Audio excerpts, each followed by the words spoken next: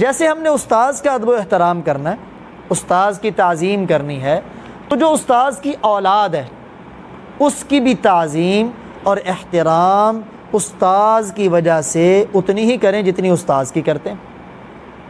चुनाचे एक बुखारा के बहुत बड़े इमाम थे, आलिम थे।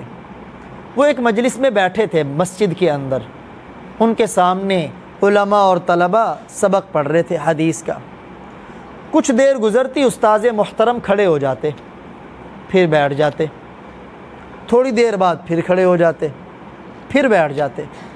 ऐसा एक ही मजलिस में मुतअद्दिद बार हुआ, कई बार हुआ। सबक ख़त्म हुआ, एक तालिब इल्म ने सवाल किया, उस्ताद जी आज आप चंद मरतबा खड़े हुए हैं फिर बैठे हैं, वजह क्या है इसकी?